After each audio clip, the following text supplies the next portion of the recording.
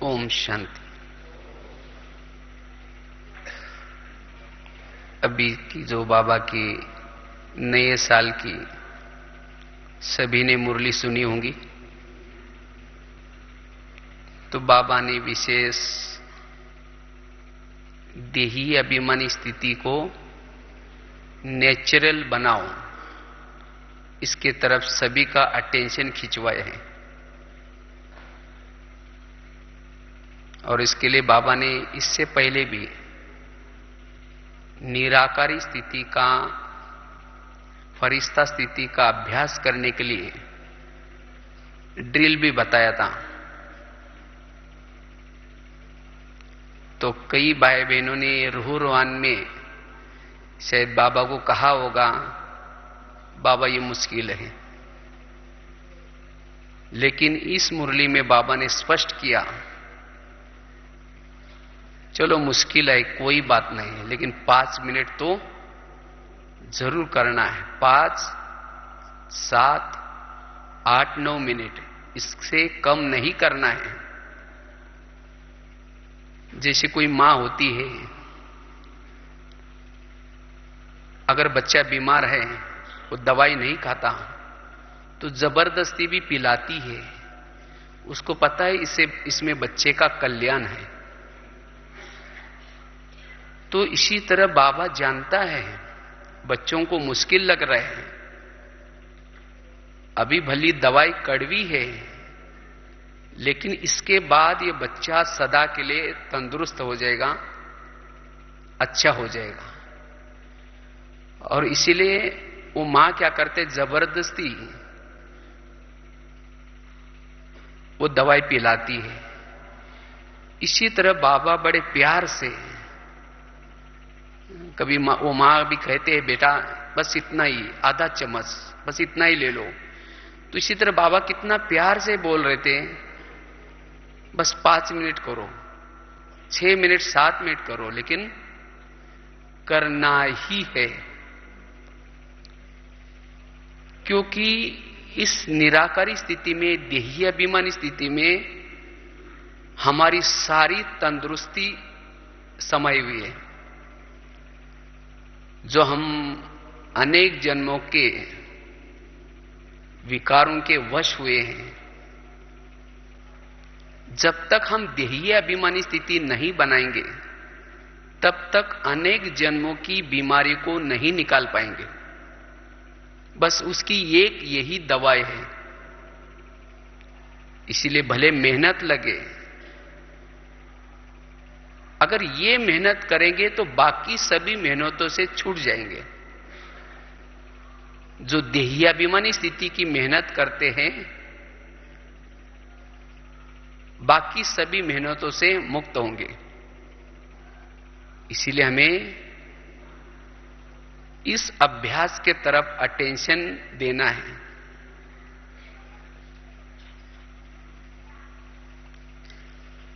और सभी देखते हैं कि वर्तमान समय प्रकृति के अनेक प्रकोप चल रहे हैं। तो इस प्रकृति के भविष्य में आने वाले प्रकोप में उसका सामना कर सके, विनाश मतलब कोई साधारण चीज नहीं है, तो उस विनाश के प्रकोप का सामना करने के लिए स्थिति कौन सी चाहिए? देही अभिमानी स्थिति चाहिए। और अचानक के पेपर में पास होने के लिए यह देही अभिमानी स्थिति ही काम आएगी। क्योंकि जिसकी देही अभिमानी स्थिति होगी, उसका ही बाबा से कनेक्शन रहेगा। वही बाबा का जो मैसेज है, टचिंग पावर, कैचिंग पावर, उसी समय ले सकेगा। उस समय साइंस की कोई भी साधन काम नहीं करेगी, ना इंटरनेट, ना ईमेल, ना फोन, ना कुछ भी। उसी समय जो देही अभिमानी स्थिति है, जो देही अभिमानी स्थिति में रहेंगे, उसको ही बाबा टचिंग कराएगा, और ऐसी आत्मा ही उन बातों को कैचिंग कर सकते हैं। इसलिए इस देही अभिमानी स्थिति को हमें क्या करना है, बनानी है, और वो भी नेचुरल नेचर बाबा कहते हैं। जैसे बाबा ने कहा ना, देह भान जैसा नेचुरल रहा, वैसे ही देही अभिमानी स्थिति हमारी नेचुरल नेचर रहे। और जो देही अभिमानी स्थिति में रहते हैं, ऐसी आत्मा ही सेवाएं भी तीव्र गति से कर सकते हैं। बाबा ने उस मुरली में यह भी कहा, सभी को गोल्डन वर्ड की क्या दो, गिफ्ट दो, एक कोना भी बाकी न रहे। सभी चिल्ला रहे हैं, क्या तुम्हें रहम नहीं आता? वो रहम किसको सुनाई पड़ेगा? जो देही अभिमानी स्थिति में रहते हैं, उनको ही वो रहम की बातें, रहम के संकल्प सुनाई पड़ेंगे, और ऐसी आत्मा ही सेवा में भी लग जाएगी। इसलिए बाबा कहते बच्चे देही अभिमानी स्थिति बनाओ। अभी भी शायद कल या परसों ही बाबा की मुरली थी। बाबा ने कहा कि बच्चे तुम्हारी नजर आत्मा के तरफ जानी चाहिए, शरीर के पर नहीं। अगर हमारी अभी भी यह स्थिति नहीं बनी, तब कब बनेगी? इसलिए देही अभिमानी को हमें नेचुरल नेचर बनानी है। वैसे तो देही अभिमानी स्थिति के बहुत सारे फायदे हैं। देही अभिमानी स्थिति से ही हम राजाई के संस्कार प्राप्त कर सकते हैं। स्वराज्य, अपने कर्मेंद्रियों का राजा। अगर देही अभिमानी स्थिति नहीं है, तो जैसे कि हम माया को आह्वान कर रहे हैं। बाबा ने कहा ना, माया चाहती है कि अब मैं जाने वाली हूं, लेकिन कई बच्चे आह्वान करते हैं और उसके कारण मुझे आना पड़ता है। तो आह्वान क्या है? देह भान में आने से माया आएगी। जैसे कोई भी भूत कहां रहता है? जिस घर में लाइट नहीं है, वहां भूत रहता है। इसी तरह अगर इस शरीर रूपी घर में आत्मा की लाइट नहीं है, देही अभिमानी स्थिति नहीं है, तो जैसे माया का आह्वान हो रहा है। इसलिए हमें देही अभिमानी स्थिति को बनाना है। और जब हमारी देही अभिमानी स्थिति रहती है, देही अभिमानी स्थिति रहने से हर कर्मेंद्रियां वश में रहेगी, चाहे मन, चाहे बुद्धि, चाहे मुख, चाहे आंखें, हर कर्मेंद्रिय का हम राजा बन सकते हैं।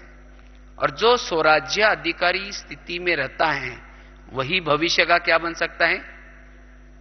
राजा बन सकता है। इसीलिए जैसे अभी 18 जनवरी आ रहे हैं, तो ब्रह्मा बाबा ने भी देखो यही अभ्यास किया कि देही अभिमानी स्थिति बनाने का, और उसके लिए बाबा ने कितनी मेहनत की। अनेक डायरियों पर लिखा कि मैं आत्मा हूं, ये आत्मा है, आत्मा आत्मा। बाबा ने इस पाठ के तरफ बहुत ध्यान खिंचवाया अपना, और इसी पाठ के आधार से बाबा कर्मातीत बने। तो आज हम अपने दिल पर हाथ रख करके पूछे, क्या इस लेसन के तरफ हम इतना अटेंशन देते हैं? तो इसलिए हमें इस लेसन के तरफ, क्योंकि यही हमारा पहला लेसन, और जो पहला लेसन वही अंत का लेसन है। इसलिए इस लेसन के तरफ हमें क्या करना है? अटेंशन देना है। और जितनी हमारी देही अभिमानी स्थिति नेचुरल नेचर बनती है, और देही अभिमानी स्थिति रहने से हमें एक अति इंद्रिय सुख मिलता है। और जिसको ये अति इंद्रिय सुख मिलता है उसको इस संसार से वैराग आता है, संसार की साधनों से वैराग आता है, विकारों से वैराग आता है। देही अभिमानी स्थिति न होने से हम चाहते नहीं है उस संस्कार के वश हो जाए तो भी हो जाते हैं। वो ज्ञान से वैराग आया है, ये करने से ऐसा होगा, इसका फल मिलेगा, लेकिन कभी कभी हम वश हो जाते। क्यों? क्योंकि वो अतीन्द्रिय सुख का अनुभव नहीं किया है। जिस दिन आप देहाभिमानी स्थिति में रहते हैं, समझो कोई अमृत वाला जल्दी उठने के कारण या कोई ना कोई सोमान का अभ्यास करने के कारण जिस दिन आपका अवस्था देहाभिमानी रहती है, उसी दिन जैसे आप न्यारे प्यारे रहते हैं। किसी की भी कमजोरी का वर्णन करने का दिल नहीं कहता, कोई भी विकारों के तरफ या संस्कार के तरफ आकर्षित नहीं होते। क्यों? क्योंकि उसी दिन आपको देहाभिमानी स्थिति के कारण अति इंद्रिय सुख मिल रहे हैं। तो अगर हमें संस्कारों से वैराग करना है, संस्कारों को परिवर्तन करना है, कैसे भी कड़े से कड़ा संस्कार अगर हमारे अंदर है, वो निकलेगा देहाभिमानी स्थिति से। और देहाभिमानी स्थिति जब हमारी रहती है, कर्म योगी नेचुरल हम रह सकते हैं। कर्मों में बाबा भूल क्यों जाता है? क्योंकि कर्मों के समय हमारी वो देहाभिमानी स्थिति नहीं रहती है।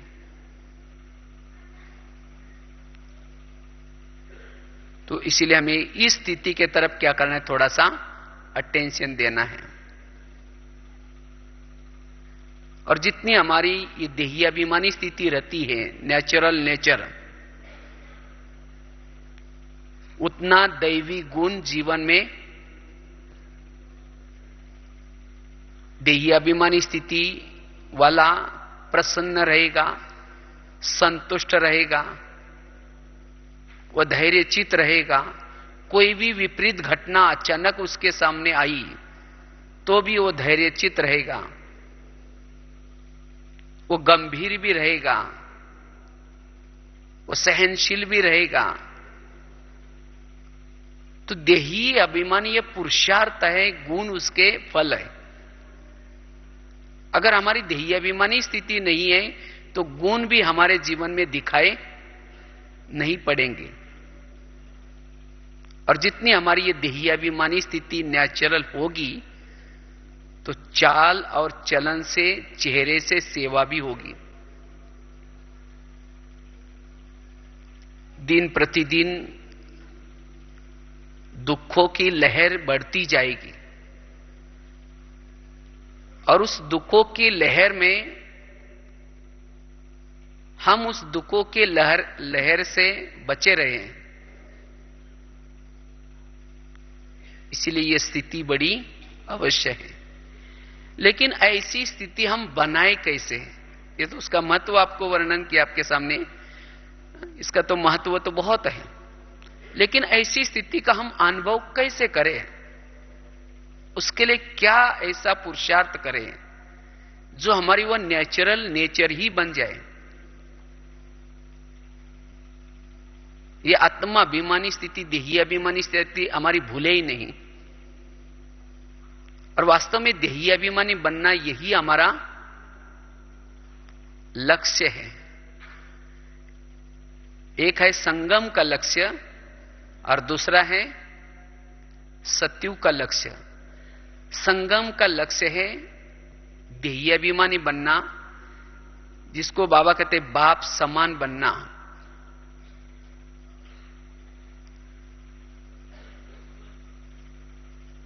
निराकारी बनना, कर्मातीत बनना, यह हमारा संगम का लक्ष्य है। और सत्युग का लक्ष्य है देवी देवता बनना, ऊंच पद प्राप्त करना।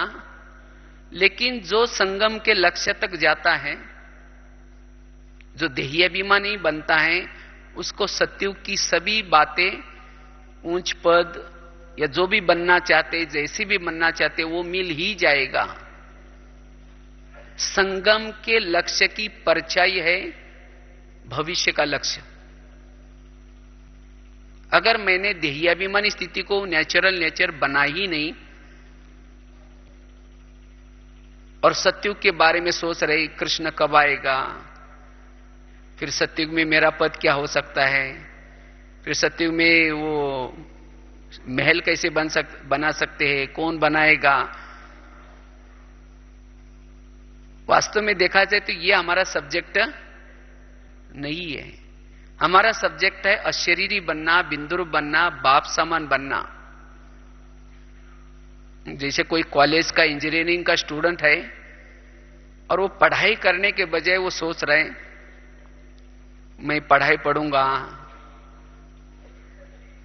फिर उसके बाद नौकरी करूंगा, फिर बिल्डिंग बनाऊंगा, फिर गाड़ी लूंगा, फिर उसके बाद ये करूंगा वो करूंगा, कई प्लान बनाता है। लेकिन वो पढ़ाई में फेल हो गया तो क्या हो जाएगा, उसके सब प्लान फेल हो जाएंगे। इसी तरह मैंने ये पुरुषार्थ किया ही नहीं विधेयी बनने का, अशरीरी बनने का, और सत्युग के बारे में प्लान्स कर रहे हैं, तो हमारे सब फेल हो जाएंगे। चलो वो अलग बात है, जिसे नशा चढ़ते वो बातें याद करने से, बाकी क्या होगा कैसे होगा उसका चिंतन नहीं करना है। इसीलिए बाबा कहते हैं ना, ध्यान में जाना, साक्षात्कार करना, ये सब टाइम वेस्ट है। इसीलिए हमें ये देहाभिमानी स्थिति को बनाना है। ब्राह्मण जीवन हमारा स्टूडेंट लाइफ है और उसकी डिग्री है फरिश्ता और नौकरी है देवी देवता। जिसके पास डिग्री नहीं उसको नौकरी भी नहीं मिलती। तो इसी तरह देहाभिमानी स्थिति से फरिश्ता स्थिति आएगी, और जितना हमने फरिश्ता स्थिति को अच्छी तरह, जितनी जिस आत्मा की लाइट शक्तिशाली है, आत्मा की चमक अधिक है, उसका सत्युग का राज्य भी इतना ही बड़ा होगा। जिस आत्मा की चमक अधिक, उसका राज्य भी बड़ा। तो हमें यही पुरुषार्थ करना है, मेरी आत्मा की चमक कैसे बढ़े। दिन प्रतिदिन हमारी आत्मा की चमक को बढ़ाते जाना है, घटाना नहीं है लेकिन बढ़ाना है। किन बातों से मेरी आत्मा की चमक बढ़ जाती है और किन बातों से मेरी आत्मा की चमक कम हो जाती है, वो ध्यान देना है बस। तब हमारी देहाभिमानी स्थिति बनेगी। एक बार की बात है, एक शिष्य था, बहुत भक्ति करता था, शास्त्र कंठस्थ करता था, साथ में दान पुण्य भी करता था। तो एक बार क्या हुआ, वो गुरुजी के पास गया और गुरुजी को कहा, गुरुजी मैं ये दान कर रहा हूं, तपस्या कर रहा हूं, इतनी भक्ति कर रहा हूं, शास्त्र कंठस्थ कर रहा हूं, ये सब किसी लिए कर रहा हूं। तो गुरुजी ने कहा कि तुम एक आत्मा हो, इसका अनुभव करने के लिए कर रहे हैं। तो शिष्य को क्या लगा था, गुरुजी कहेगे तुम अगले जन्म में बहुत महान बनेंगे। चलो 2 मिनट।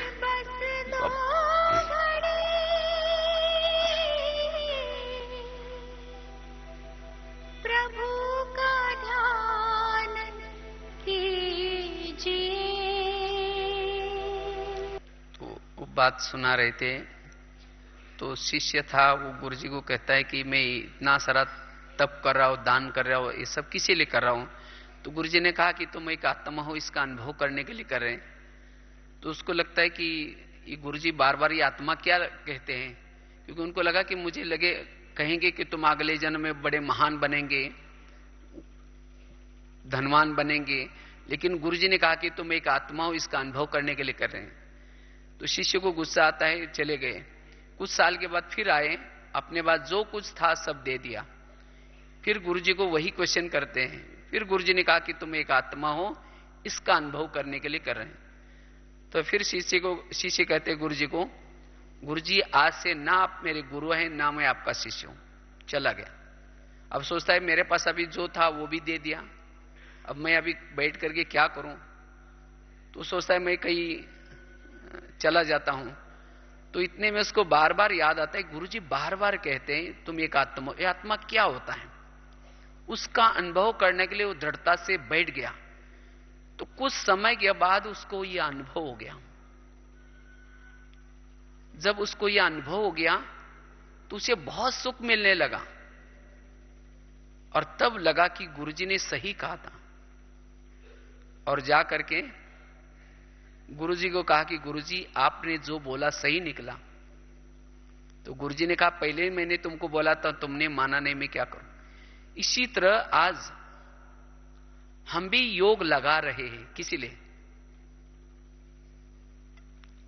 हमारे योग का रिजल्ट क्या है, देही अभिमानी स्थिति। अगर मैं 1 घंटा तक योग किया लेकिन तो भी मेरी देही अभिमानी स्थिति नहीं बनी, इसका मतलब मेरा 1 घंटे का योग वो यथार्थ नहीं था। आज हम ये ज्ञान सुनते हैं तो ज्ञान का रिजल्ट क्या है, देही अभिमानी स्थिति। आज जो हम धारणाएं करते हैं, धारणा का रिजल्ट क्या है, देही अभिमानी स्थिति। सेवा करते हैं, यथार्थ अगर मैंने सेवा की है तो मेरी क्या होनी चाहिए, देही अभिमानी स्थिति होनी चाहिए। अगर सेवा करने के बावजूद मेरी अगर देही अभिमानी स्थिति नहीं बनी, इसका मतलब मैंने सेवा यथार्थ नहीं की। जरूर उसके अंदर मैपन आया है, जरूर उसके अंदर कुछ गड़बड़ है। तो उस बात को हमें ठीक करना है, तब हमारी वो देही अभिमानी स्थिति रहेगी। चाहे ज्ञान सुनने के बाद देही अभिमानी स्थिति नहीं है, इसका मतलब यथार्थ ज्ञान, मैं नॉलेजफुल नहीं हूं। जितना आत्मा नॉलेजफुल है उतना वो देही अभिमानी है। जितना योग यथार्थ है उतना देही अभिमानी है। जितना धारणा यथार्थ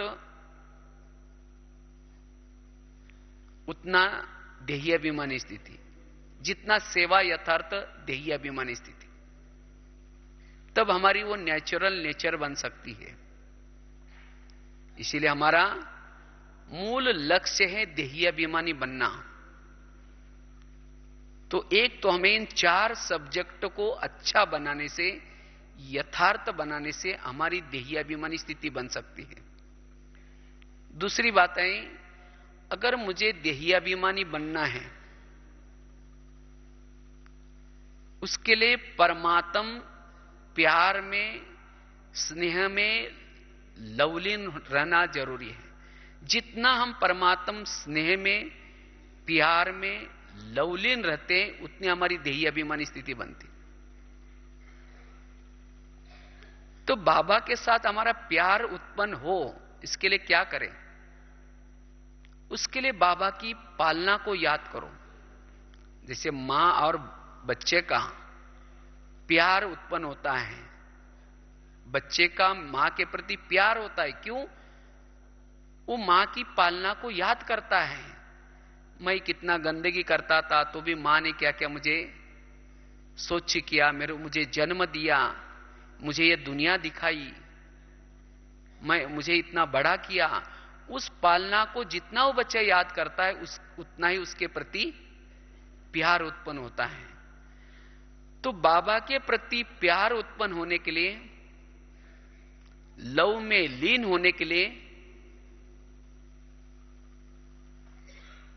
बाबा की पालना को याद करो। जो बाबा ने उपकार किए उस उपकारों को याद करो। जो हमें ज्ञान दिया उस ज्ञान को याद करें। तो जितना इन बातों को याद करेंगे उतनी लगन में मगन की स्थिति होगी, और उसी लगन की मगन की स्थिति का रिजल्ट है देही अभिमानी स्थिति। जब हम योग में बैठते हैं, जितना स्नेह में खो जाएंगे। अब जैसे 18 जनवरी आ रहे हैं, तो 18 जनवरी हम सब क्या करते हैं? बाबा के स्मृतियों को याद करते हैं, और उसके कारण हमारी स्नेह में लवलीन स्थिति बनते हैं, और उसके कारण उसी दिन हमारी सबकी कैसी स्थिति रहती है? देही अभिमानी स्थिति रहते हैं। भले हम है उसी स्थान पर, उसी शरीर में, उन्हीं लोगों के साथ, लेकिन उसी दिन जैसे कोई इस दुनिया में नहीं है, कहीं और है। तो केवल 18 जनवरी ही नहीं, लेकिन ऐसे ही अगर हम रोज करेंगे तो क्या वो नेचुरल नेचर नहीं बन सकती? जरूर बन सकती है। इसीलिए परमात्म स्नेह में, प्यार में, लव में लीन रहने का अभ्यास करना है। और उसके लिए जो बातें बताई, बाबा के साथ बातें करो। बाबा, आपने मुझे मां बनकर के जन्म दिया और मुझे ये ब्राह्मण दुनिया दिखाई, और कितना सारा प्राप्तियां करा रहे हैं। रोज मीठे बच्चे करके मुझे गोद में बिठाते हो, मेरे दुखों के आंसू पोछे, मेरी जन्म जन्मांतर की आपने थकान मिटाई। बाबा, हम आपको कैसे भूल सकते हैं? तो इन बातों को जब याद करेंगे तब जाकर के बाबा के प्रति प्यार उत्पन्न होगा, और उसी प्यार में लवलीन स्थिति रहने से हमारी आंतरिक शक्तियां जागृत होगी, और जिससे हमारी देही अभिमानी स्थिति रहेगी। तो यह है पहली। दूसरी बात, तीसरी बात है, अगर मुझे देही अभिमानी बनना है तो आज तक बाबा ने हमें जो स्मृतियां दी है, क्या क्या स्मृति दी है? बच्चे, अब घर चलना है, तो सारा दिन ये धून लगी रहे, मुझे घर जाना है। बच्चे, तुम मास्टर सर्वशक्तिवान हो, धून लगी रहे कि मैं मास्टर सर्वशक्तिवान हूं।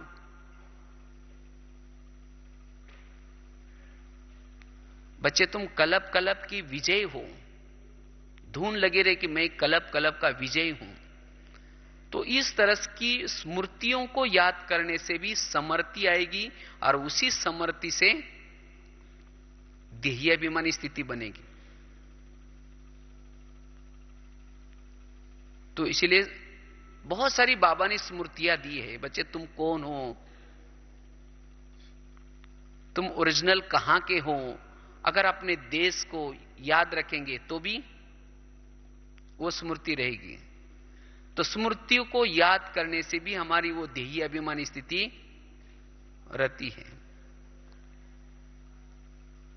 तो यह है तीसरी बात। चौथी बात है, अगर मुझे देही अभिमानी स्थिति को नेचुरल नेचर बनानी है, उसके लिए साइलेंस की शक्ति को बढ़ाना है। वास्तव में देही अभिमानी स्थिति क्या है? जिसके पास शांति की शक्ति भरपूर है, उतना देही अभिमानी स्थिति नेचुरल रहती है। साइलेंस मतलब केवल मुख का मौन की बात नहीं है, हर कर्मेंद्रिय हमारी साइलेंस हो जाए।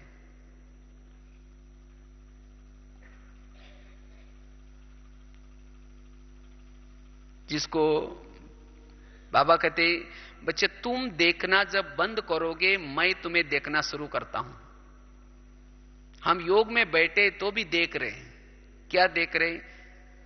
किसी व्यक्ति को देख रहे हैं, कोई ना कोई कारोबार करना है उसको देख रहे हैं। मना भले ही ये आंखें बाबा को देख रहे हैं, लेकिन बुद्धि कहां देख रहे हैं? जब बुद्धि कहीं और देखेगी तो बाबा हमें कैसा देखेगा, या बाबा कैसे दिखाई पड़ेगा? इसलिए हमें और बातों को देखना बंद करना है। इसको कहते आंखों का साइलेंस। इसके साथ साथ मन का भी साइलेंस। मन सोच ही रहा है उसी समय भी व्यर्थ बातों को, इस मन का साइलेंस, जब तुम देखना बंद करोगे तब मैं देखूंगा, जब तुम सोचना बंद करोगे तब मैं तुम्हें शक्ति दूंगा, जब तुम बोलना बंद करोगे। हम बैठे योग में लेकिन बोलते रहते किसी से, तो बाबा कैसे बोलेगा हमारे साथ? हमें सुनना भी बंद करना है। सुनना मतलब योग में बैठे लेकिन कुछ बातें सुनाई पड़ रही, तो जितना हमारी हर कर्मेंद्रिया साइलेंस हो जाए उतना हमारी वो शांति की शक्ति बढ़ेगी, और उस शांति के शक्ति के आधार से हमारी वो देही अभिमानी स्थिति नेचुरल नेचर बन सकती है। इसलिए शांति की शक्ति को बढ़ाना है। जिस बातों से मेरी शांति की शक्ति भंग हो जाते हैं उन बातों से मुझे दूर रहना है। उसके साथ साथ आगे की बात है, पांचवी बात, अगर देही अभिमानी स्थिति बनानी है तो हमारे पास संपूर्ण पवित्रता का बल हो। संपूर्ण पवित्रता जितनी हमारे पास है उतनी हम देही अभिमानी स्थिति को नेचुरल नेचर बना सकते हैं। जैसे कई बार हम एक एग्जाम्पल देते रहते हैं, जैसे पहले जमाने में चिमनी या जिसको लैंप कहते हैं, वो लैंप रहता था, तो उस लैंप के अंदर केरोसिन डालते हैं, और जब केरोसिन डालते हैं फिर माचिस लगा वो जलता रहता है, उसकी फ्लेम आती है। इसी तरह शरीर भी हमारी एक चिमनी है, लैंप है, और इस लैंप की फ्लेम है आत्मा, और इस शरीर के अंदर केरोसिन क्या है? पवित्रता। तो जिस लैंप में जितनी पवित्रता अधिक है उसकी ज्योति सदा देही अभिमानी स्थिति रहेगा, उसकी नेचुरल वो नेचर बनेगी। इसीलिए बाबा ने यहां आने वालों को जो ज्ञान में आता है उसके लिए पवित्रता की धारणा कंपल्सरी की है। जितना हमारे पास पवित्रता की क्वालिटी अच्छी है, मनसा वाचा कर्मना, उतना आत्मा की नेचुरल नेचर बन सकती है। बार बार कहने की जरूरत नहीं, भूलेंगे नहीं वो आत्मा हूं। इसलिए हमें पवित्रता को बढ़ाना है। अगर पवित्रता की ऊर्जा वेस्ट हो जाते हैं तो नेचुरल नेचर नहीं बनेगी। अब समझो उस चिमनी के अंदर तेल है लेकिन बीच में बाती नहीं है, तो भी वो फ्लेम जलेगी नहीं। क्यों? तेल उसके बाती के थ्रू ऊपर जाता है। इसी तरह शरीर में पवित्रता है लेकिन हम स्मृति में नहीं रहते हैं। स्मृति है बाती। जितना स्मृति में रहेंगे, बाबा क्यों कहते बच्चे मुझे याद करो, याद करने से हमारी पवित्रता की ऊर्जा ऊपर चलती है और उससे आत्मा की ज्योति जलती रहती है। इसीलिए हमें स्मृति में रहना जरूरी है। तो पवित्रता की धारणा के ऊपर अटेंशन देने से देही अभिमानी स्थिति में हम नेचुरल रह सकते हैं। ये पांचवी बात है। छठी बात है, अगर देही अभिमानी स्थिति की नेचुरल नेचर का अनुभव करना है उसके लिए करण करावनहार की स्मृति। बाबा ने 31 के वाणी में भी खास अंडरलाइन करा है इस बात को। जितना हम करण करावनहार की स्मृति में रहते हैं, कराने वाला कौन है? बाबा है। बाबा कराता है। अगर मैंपन होगा, जिसको मैंपन होगा उस मैं आत्मा के स्थिति का अनुभव नहीं होगा। तो इसीलिए मैं आत्मा हूं, यह देही अभिमानी स्थिति हमारी बनी रहे उसके लिए सदा याद रहे करण करावनहार कौन है? बाबा है। बाबा कराता है। जिसको बाबा ने अंतिम समय 3 वाक्य कहे थे, बच्चे निराकारी बनो, निर्विकारी बनो और निरहंकारी बनो। जितना निरहंकारी उतना ही निराकारी, उतना ही देही अभिमानी स्थिति रहेगी। इसीलिए कोई भी कार्य करने के बाद बाबा ने कराया, बाबा कराता है। और यह स्मृति रहने से हम हल्के रहेंगे और मैंपन जिसके अंदर है उसको संकल्प चलेंगे, मैंने बहुत अच्छा किया, मैंने किया। जब मैं करेंगे तो बाबा क्या हो जाएगा, साइड पर हो जाएगा। इसलिए कोई भी कार्य करने के बाद बाबा ने कराया।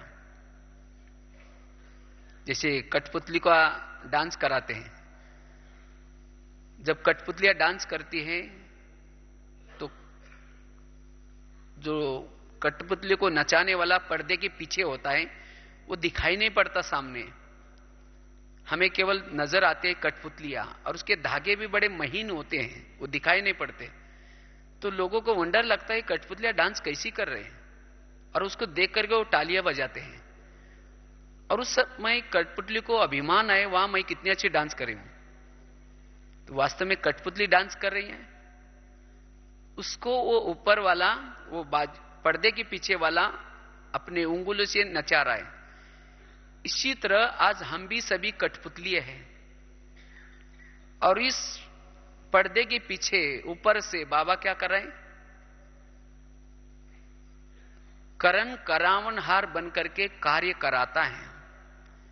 लेकिन कभी कभी उस कार्य में जब सफलता होती है, वाहवाह होती है, तब हमें क्या होता है, मैंने बहुत अच्छा किया, मैं बहुत अच्छा करता हूं।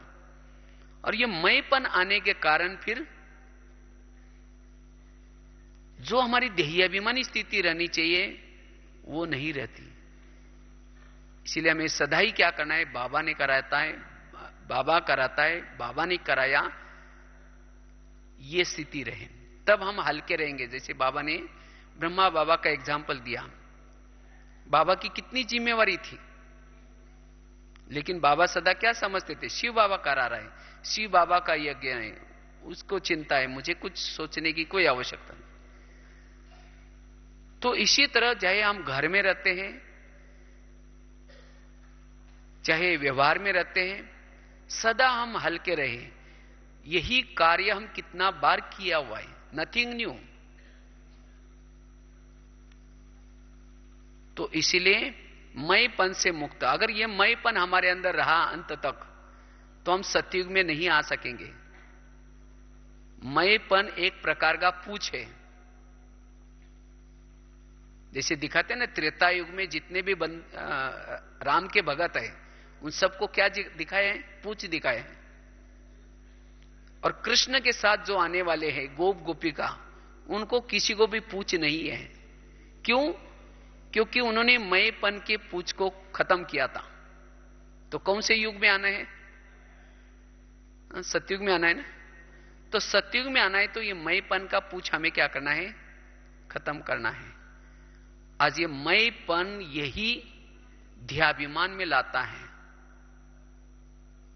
तो मेरे अंदर ये मैंपन का जहर छिपा हुआ है या नहीं है, उसकी निशानी क्या है? मैंपन वालों को अपमान फीलिंग होगा, किसी ने सम्मान नहीं दिया, किसी ने पूछा नहीं, मैं ये करता हूं, मैं इतना सेवा करता हूं तो भी मुझे नहीं पूछा। अगर कोई किसी का अपमान फीलिंग होता है, इसका मतलब क्या है, मैंपन है। और ऐसी आत्मा फिर देही अभिमानी स्थिति में स्थित नहीं रह सकती। इसीलिए देही अभिमानी स्थिति में रहना है तो सदा याद रहे बाबा कराता है, ये कार्य बाबा का है, शिव बाबा मालिक है, वो कराता है। इसलिए मैंपन से मुक्त, ये छठी बात है। सातवीं बात है, अगर देही अभिमानी स्थिति का नेचुरल नेचर अनुभव करना है, उसके लिए हमारा योग कैसा चाहिए, यथार्थ योग। बाबा कई बार ये शब्द यूज करते, बच्चे यथार्थ योग करो। यथार्थ जब मन बुद्धि बाबा के साथ ज्वाइंट होती है योग के समय, उस थोड़े से आधा पौन घंटे के अंदर जो योग लगता है, उस योग से सर्वशक्तिवान की शक्तियां कमजोर आत्मा में हमारे में आती है, और उस शक्ति आने से सारा दिन हम कर्मों में चलते फिरते कैसे रहेंगे? देहाभिमानी स्थिति में रहेंगे। अगर मेरी देहाभिमानी स्थिति नहीं रहती, इसका मतलब मैं जो योग करता हूं उस योग में कोई प्रॉब्लम है, उसे इसीलिए मुझे बैठ करके उस विधि से, यथार्थ विधि से योग लगाना है। तो उसकी यथार्थ विधि क्या है? जैसे कई बार हम एक एग्जाम्पल देते रहते हैं, जैसे आजकल मोबाइल निकला है, मोबाइल को चार्ज करते हैं। वो कैसे करते हैं? अगर मोबाइल को यथार्थ चार्ज नहीं करेंगे तो सारा दिन बैटरी उसकी चार्ज नहीं होगी। इसीलिए हमें यथार्थ चार्ज, अर्थात जैसे उस मोबाइल को प्लग के पास लाते हैं, उसकी दोनों तारे प्लग में डालते हैं, फिर उसका स्विच चालू करते हैं और लगातार उस तारों को डालकर ही रखते हैं 1-2 घंटा तक। ऐसा नहीं कि तार को अंदर प्लग में डाला फिर निकाल दिया, फिर डाला फिर निकाल दिया। तो इसी तरह हमें भी क्या करना है, अपने शरीर रूपी मोबाइल को योग के समय जहां बिठाना है, प्लग के पास, प्लग मतलब जहां सेंटर या बाबा का कमरा जो भी स्थान है वहां लेके जाना। इसके साथ साथ दोनों भी तारे प्लग में डालना, दोनों तारे अर्थात मन भी और बुद्धि भी। अगर एक तार डालेंगे दूसरी बाहर होगी तो मोबाइल की बैटरी चार्ज नहीं होगी। इसी तरह मन बाबा में लगाया, बुद्धि नहीं लगाई, तो भी यथार्थ शक्तियां अंदर नहीं आएगी। इसलिए हमें दोनों भी तारे डालनी है। फिर स्विच भी चालू करना है, स्मृति का स्विच। फिर जब भी योग में बैठेंगे स्मृति स्वरूप होकर के बैठे। जैसे पता ना क्या क्या स्मृति करनी है, बाबा ने मेरे ऊपर कितने उपकार किए, बाबा ने कितना मुझे पढ़ाया, कितना ज्ञान, क्या क्या सोमान दे। इसीलिए स्विच भी चालू करना है। और ऐसे नहीं कि तारों को डालते रहो निकालते रहो, मन बुद्धि को बार बार बाबा में लगाओ, बार बार निकालो। अगर यही करेंगे तो फिर यथार्थ योग नहीं होगा। और जिसका यथार्थ योग नहीं है वो सारा दिन नेचुरल देहाभिमानी स्थिति में नहीं रह सकता। इसलिए मैं यथार्थ योग, उस समय अटेंशन देना है कि कहां मेरी बुद्धि है, कहां मेरा मन है। नहीं तो हम ऐसे ही टाइम पास वाला बस आधा घंटा करना है, बैठ गए, लेकिन विचार मन कहां है, बुद्धि कहां है, स्मृति कौन सी है, इसके तरफ अगर हमारा ध्यान नहीं है तो हमारी वो देही अभिमानी स्थिति नहीं होगी। इसलिए यथार्थ योग, ये 7वीं बात। और 8वीं बात, सोमानों के अभ्यास। बाबा ने कहा ना, सोमानों की माला फेरते रहो। जितना सोमानों की माला फेरते रहेंगे उतना अंतरिक्ष शक्तियां जागृत रहेगी। कितने सारे सोमान है, बहुत सारे सोमान है। अभी मुझे किसी ने ईमेल में सोमान भेजे, करीबन 15 पेज। वो भी डबल अगर करेंगे तो उसको 15 पेज में 30 जितना पेज सोमानों की लिस्ट बना करके भेजे। तो कितने सारे हमारे पास सोमान है। अगर आप भी जो अच्छे अच्छे सोमान है, ये सोमानों की लिस्ट बुद्धि में रख करके जब योग में बैठेंगे, उस सोमानों को याद करेंगे, तो सचमुच हमारी आंतरिक शक्तियां जागृत रहेगी।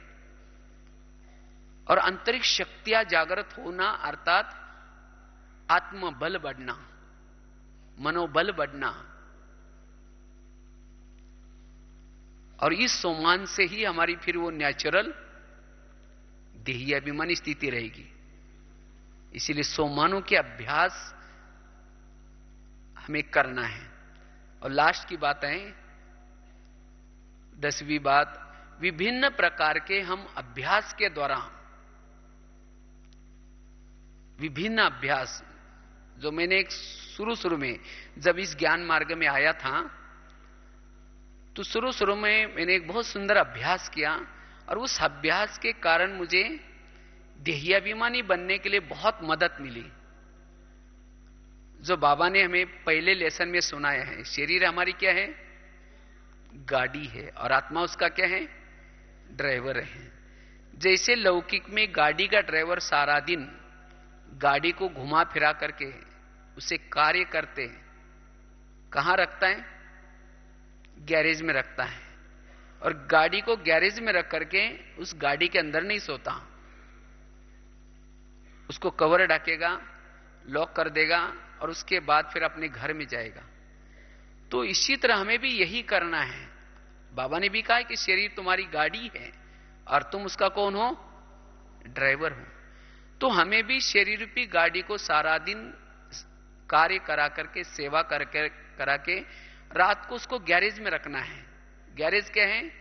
जो बेड है, बेड रूपी गैरेज में रखा, उसके ऊपर रजाई कंबल जो भी है डाल दिया, कवर, और उसके बाद गाड़ी को थोड़ा नमस्ते भी करो, क्योंकि बड़ी वैल्यूबल गाड़ी है।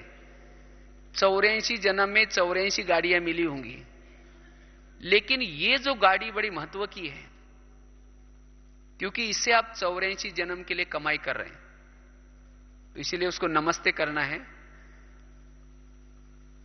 और उसके बाद फिर अपना घर कहां है? परम धाम। यह अव्यक्त वतन ब्रह्मा मां रहती है। जैसे वो ड्राइवर क्या करता है? लॉक करके फिर अगर घर ऊपर के मंजिल पर है तो सीढ़ी से जाएगा या लिफ्ट से जाएगा, और जा करके अपने फ्लैट की बेल बजाता है। मम्मी दरवाजा खोलती है, समाचार सुनाता है, खाना खा के सो जाता है। तो हमें भी ऐसा ही करना है। मन बुद्धि से ऊपर जा करके अव्यक्त वतन का ब्रह्मा मां ने दरवाजा खोला, फिर बाबा को अच्छी तरह समाचार सुना करके, बाबा से दृष्टि लेकर के, फिर जब तकिया पर सिर रखते तो क्या करो? ब्रह्मा मां के गोदी में सिर रखा है। और फिर जब सवेरे उठेंगे कौन याद आएगा? बाबा याद आएगा। और बहुत अच्छा योग भी आपका अमृत वेला अच्छा होगा। फिर मैं आत्मा रूपी ड्राइवर अपने गाड़ी में प्रवेश कर रहा हूं, तो सारा दिन आपकी क्या रहेगी? देही अभिमानी स्थिति रहेगी। हमने शुरू में काफी इस अभ्यास को किया और इसीलिए बहुत मदद मिली इस अभ्यास से। मैं एक अलग हूं और मेरी गाड़ी अलग है। तो इसीलिए हमें ये ऐसे बहुत सारे विजन्स है अलग अलग। अगर इस विजनों के अभ्यास करेंगे तब भी हमारी वो देही अभिमानी स्थिति बन सकती है। तो हमें ऐसी मेहनत करनी है। बीच बीच में अगर ड्रिल का अभ्यास, बाबा ने जो ड्रिल बताई, बीच बीच में क्या करो? निराकारी बनो, और निराकारी बनकर के अपने घर में जाओ, और घर में जाकर के उस घर को बुद्धि से देखो, कैसे इस धरती पर आने से पूर्व कैसे आप थे, किस स्थान पर बैठे थे, उसका अनुभव करो। तो इस तरह से हम देही अभिमानी स्थिति का अनुभव कर सकेंगे। और लास्ट की एक बात है, आत्मा के जो ओरिजिनल गुण है 7 स्वरूप, उस 7 स्वरूप का अभ्यास करने से भी हमारी वो देही अभिमानी स्थिति बन सकती है। तो इस तरह से 10-12 बातें हैं। अगर इसको हम करेंगे तो हमारी देही अभिमानी स्थिति बन सकते हैं। केवल ऐसा नहीं कि आत्मा हो आत्मा हो आत्मा हो कहते रहे, लेकिन अगर शांत नहीं रहेंगे, व्यर्थ संकल्प से मुक्त नहीं रहेंगे, सोमानों का अभ्यास नहीं करेंगे, तो हमारी देही अभिमानी स्थिति नहीं बनेगी। जैसे अगर किसी को लंदन जाना है, और लंदन जाना है तो घर में बैठ करके कह रहा है कि मुझे लंदन जाना है, लंदन जाना है, लंदन जाना है, वो कहां रहेगा? घर में रहेगा। इसी तरह हम बैठ करके कहते मैं आत्मा हूं, मैं आत्मा हूं, आत्मा हूं, और लेकिन सारा दिन शांत स्वरूप का अभ्यास नहीं, सोमानों का अभ्यास नहीं, तो वो स्थिति नहीं बनेगी। अगर लंदन जाना है तो यहां से पहले क्या करना पड़ेगा, बस स्टैंड पर जाना पड़ेगा, वहां से अहमदाबाद या दिल्ली जाना पड़ेगा, और वहां से फिर फ्लाइट से लंदन जा सकेंगे। ये स्टेशन आपको क्रॉस करने ही पड़ेगी। इसी तरह आत्माभिमानी या देहाभिमानी बनने के लिए शांत स्वरूप का, सोमानों का, पॉजिटिव थिंकिंग का, ये सब स्टेशंस है। अगर इसको हम आचरण में लाते हैं तो इसका रिजल्ट हमारी देही अभिमानी स्थिति बन सकती है। तो इसलिए इसकी थोड़ी सी हमें क्या करना है, मेहनत करनी है, और ये मेहनत भविष्य में बहुत काम आएगी। इसीलिए बाबा कहते बच्चे इसके तरफ हमें थोड़ा सा ध्यान देना है, नेचुरल नेचर बनानी है, और इससे ही कड़े से कड़े संस्कार के ऊपर हम जीत प्राप्त कर सकते हैं। और अंतिम समय हमें सबको किरणाएं देनी पड़ेगी, पावर से देनी पड़ेगी, लेकिन वो हम इस देही अभिमानी स्थिति के द्वारा कर सकेंगे। देही अभिमानी स्थिति हमारे पुरुषार्थ में रंगत लाएगी, बहुत सारे चमत्कार करा सकती है। जैसे जहां दीपक है, अंधेरे में दीपक होगा तो सभी की ध्यान कहां जाता है, उस दीपक के तरफ जाएगा। इसी तरह जितनी हमारी देही अभिमानी स्थिति रहेगी, उतना सबका ध्यान हमारे तरफ जाएगा। किसी को बुलाने की जरूरत नहीं, ऑटोमेटिकली खींचे हुए आएंगे। तो इसीलिए हमें इस मेहनत को बार बार करना है। इसीलिए बाबा भी साकार मुरली में, अव्यक्त वाणी में बार बार इस तरफ ध्यान खिंचवाते। क्यों? बड़ा इंपॉर्टेंट लेसन है और इसको हमें पक्का करना ही है। और इसीलिए बाबा ने अभी ड्रिल को भी भले 5 मिनट करो, 6 मिनट करो, लेकिन करना जरूर रहे। और इसका अनुभव करने के लिए कुछ बातें अवश्य हैं। अच्छा, ओम शांति।